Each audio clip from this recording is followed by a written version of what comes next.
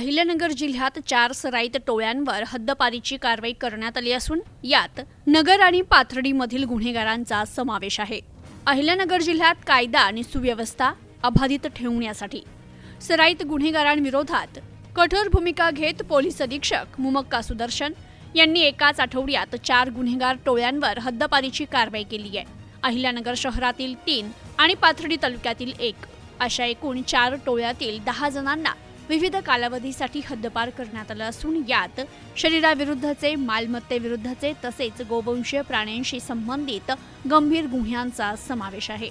Police अधीक्षक सुदर्शन मुमक्का यांच्या आदेशानुसार अहिल्यानगर शहरातील भिंगार कॅम्प आणि तोफखाना तर पाथर्डी पोलीस ठाण्यांनी सादर केलेल्या प्रस्तावावर सखोल चौकशी करून संबंधित गुन्हेगारांना हद्दपारीचे आदेश देण्यात आले।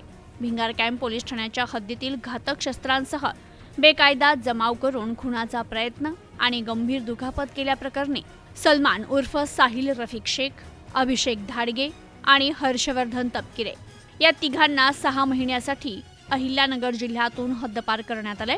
तर या टोळीविरुद्ध 5 गंभीर गुन्ह्यांची नोंद आहे।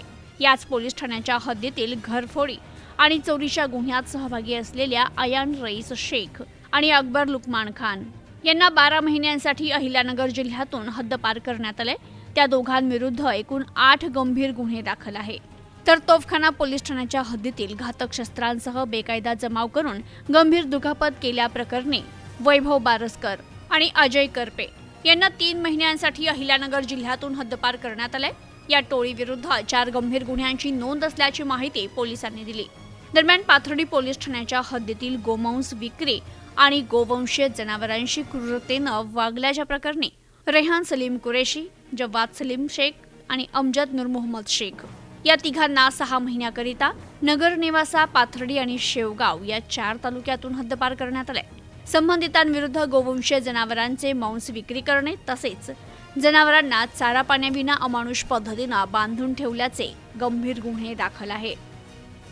Bureau report, news today 24, Ahilyanagar.